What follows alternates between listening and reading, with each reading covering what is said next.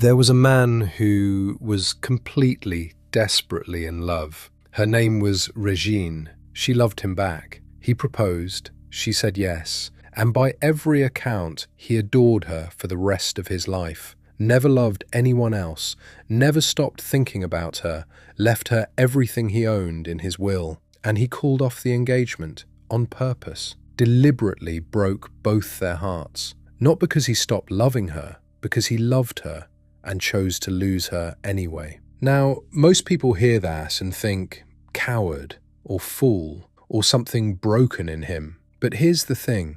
That single act of self-sabotage sits at the root of one of the most important philosophies ever written. This man decided that his own private heartbreak, his own anxiety, his own impossible choices were not distractions from truth. They were the truth, the only truth worth having. His name was Søren Kierkegaard. He died at 42, and in a life that short, he wrote over 30 books, invented a way of thinking that would eventually be called existentialism, and set off a bomb under everything philosophy had believed about what truth even is. And I'll warn you now, this video is a little different from the others. Usually when I cover a philosopher, their biography is just background, the stage the ideas happen on. With Kierkegaard, that's impossible, because his whole point was that you cannot separate the thinker from the life. The broken engagement, the tortured relationship with his father, the pen names, the despair, these aren't trivia, they're the philosophy itself. So today, 3 things. His strange, personal, self-wounding life, his actual philosophy, which quietly overturns what most of us assume truth means. And then the question I always end on, and which for Kierkegaard might be the most brutal one yet. If this man opened Instagram, what exactly would he see? Because I think he'd recognize it instantly. I think he'd tell you the app is running on a diagnosis he wrote in 1843. Let's get into it. Let's start with the life, because with him, it's not optional. Kierkegaard was born in Copenhagen in 1813. He started out studying theology at the university, and his father was wealthy enough that when the family money came to Søren, he never had to work a day. He could spend his entire life doing nothing but thinking and writing, which he did. Now, one thing I have to clear up right at the start, because it's easy to get wrong. Kierkegaard left the theology track, but not the way Nietzsche left religion. This is not a story of a man losing his faith, it's the opposite. Kierkegaard died a believing Christian, and he stayed one his whole life. His savage criticisms, and they were savage, weren't aimed at Christianity itself. They were aimed at the comfortable, respectable, Sunday morning churchgoers who he thought had turned the most terrifying commitment a human being can make into a pleasant social habit. Hold on to that distinction. It matters for everything that follows. Then there's the strangest thing about how he worked. Kierkegaard mostly didn't publish under his own name. He wrote under pen names, and not simple ones. For his book, Either/Or, he invented a fake editor who supposedly found a bundle of papers written by 2 other fictional men and merely edited them. Layers inside layers. He created entire characters, gave them opposing philosophies, and let them argue, while his own name stayed off the cover. And here's how far it went. When Either/Or came out, people started whispering that Kierkegaard was obviously the author. So he wrote a public article, arguing that he was not the author, that he wasn't even worthy of having written it. He publicly denied writing his own book. Why would anyone do this? Part of it is a deep shyness about turning his most private truths into something with his name stamped on it. But there's more to it, and it connects straight to his philosophy. He wasn't trying to hand you a doctrine from on high. Here is the truth, signed, the philosopher. He was trying to stage life itself in front of you, to make you watch different ways of living collide, so that you would have to choose. The pen names aren't a gimmick, they're the method. And to understand why he needed that method, you have to see the giant thing he was rebelling against. Here's the wall Kierkegaard ran straight at. For basically the entire history of philosophy before him, truth meant something objective, something true for everyone, everywhere, regardless of who you are. Think of math. 2 + 2 = 4 doesn't care about your feelings, your history, your heartbreak. It's just true, coldly, universally, for every human who ever lived. That was the gold standard. That's what philosophy was chasing. That kind of view from nowhere, timeless, universal truth. Even the great philosophers who put a self at the center, Kant, for instance, didn't build on your particular individual self.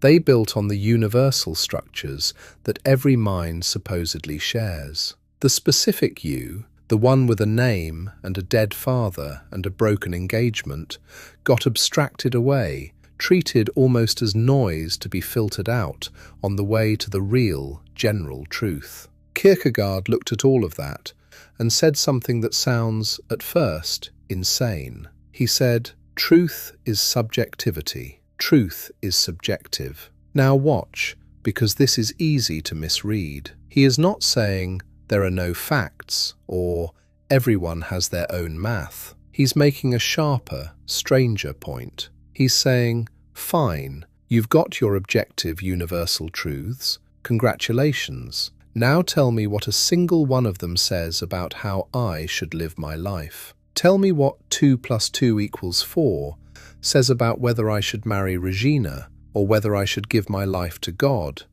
or what to do with the dread I feel at 3 in the morning. And the answer is nothing. Objective truth is completely silent on the only questions that actually keep you up at night. So Kierkegaard flips the whole thing over. He says the individual, you, specifically you, can't be treated as an object, can't be abstracted and generalized and filed away, because to be an individual is by its very nature to be a subject. And the truths that matter for a subject aren't the ones you can prove on a whiteboard. They're the ones you have to live. The question isn't, is this objectively true? The question is this true for me? True enough that I'll stake my actual life on it. You can hear an echo forward in time here, by the way. When Nietzsche later said there are no facts, only interpretations, the perspective of each individual doing the seeing, he was walking through a door Kierkegaard had already opened.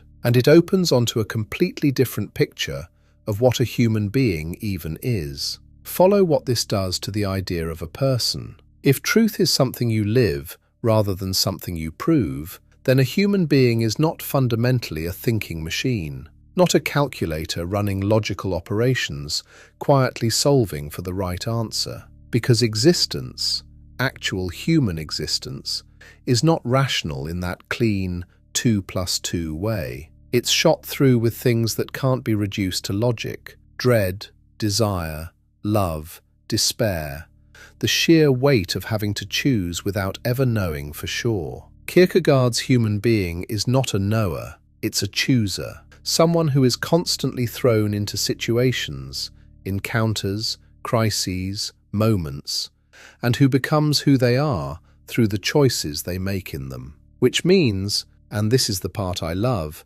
that you cannot do the philosophy of life before you've lived it. You can't calculate your way to who you should be from the safety of an armchair. There's no formula, there's only the living. And this is where he says something that cuts hard against our entire modern moment. Kierkegaard became fascinated by exactly the psychological states most philosophers ignored, and most of us spend our lives fleeing: anxiety, dread, despair. That queasy, boundaryless unease he sometimes described almost like nausea, the feeling of standing at the edge of your own freedom and getting dizzy. Now think about the world we actually live in. We treat those states as malfunctions. Something's wrong with you. Fix it, medicate it, hustle past it, definitely hide it. The entire self-help and wellness machine runs on one message: you should be happy. And if you're anxious or empty or in crisis,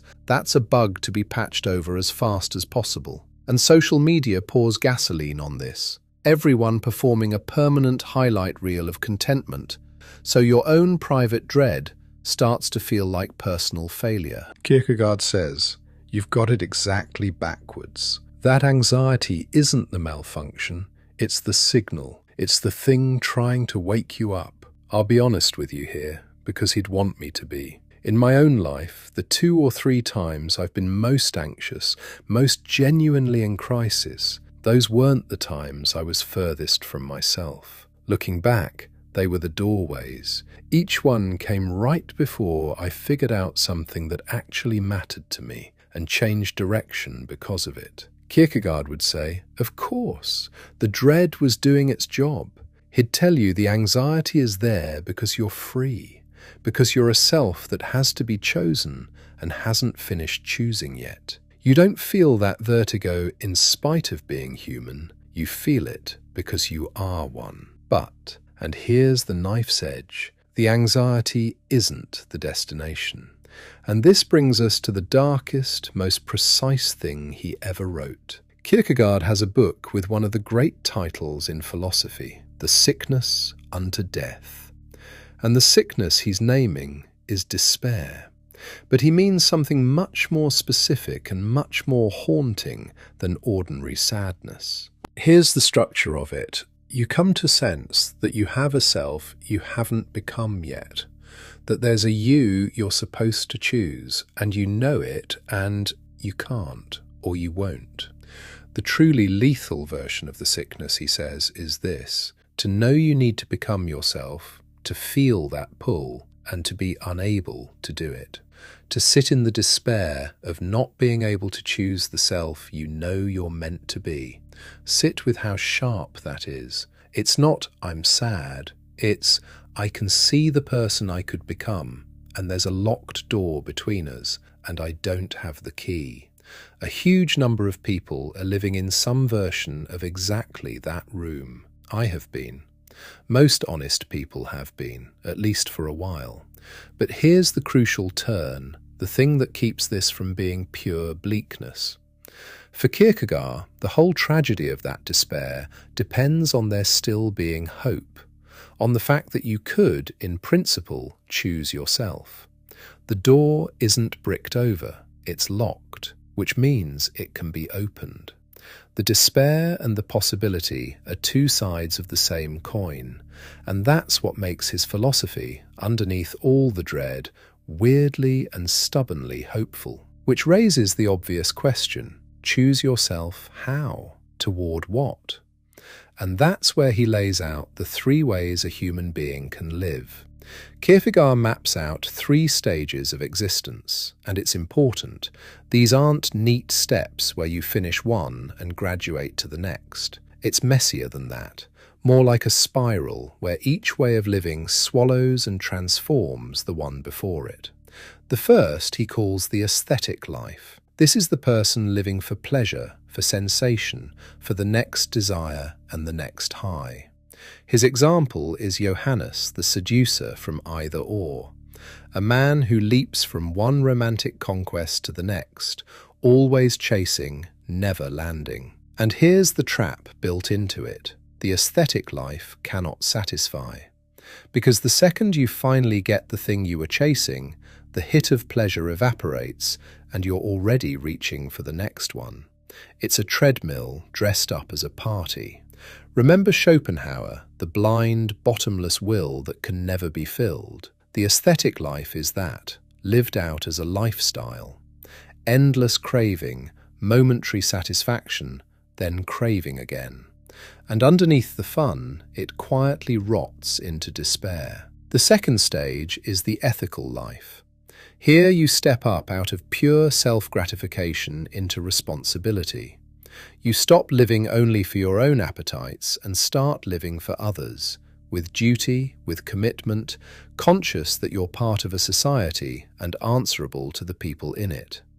The chaser becomes a citizen. It's a real ascent. But for Kierkegaard, it's still not the summit. The The third stage, and this is where he becomes genuinely strange and genuinely himself, is the religious life. His model is the terrifying story of Abraham, commanded to sacrifice his own son. Kierkegaard fixates on it in Fear and Trembling because it's a kind of faith that shatters reason, a commitment so total, so beyond logic and ethics, that it can't be justified by any argument. And in that leap, that absolute surrender, Kierkegaard says a person finds a freedom nothing else can give, which is deeply ironic when you think about it. This is a philosophy that says you become most free not by throwing off all authority, but through total faith. That's a hard pill for a modern audience, and I want to be fair about it. Many of the thinkers who came after him and called themselves existentialists, Sartre, Camus, kept Kierkegaard's structure, but tore out this final stage. They said, forget God entirely. The human being creates their own values, invents their own meaning, becomes the author of their own truth with no divine backstop at all. That path runs straight out of Kierkegaard and then walks in the opposite direction from where he was pointing. So keep both in view, Kierkegaard, the father of existentialism, and Kierkegaard, the devout Christian his own children rebelled against. Now, let's hand this man a phone. All right, drop Søren Kierkegaard into 2026, give him an Instagram account, and let him scroll. What does he see? And here's why his answer hits harder than most.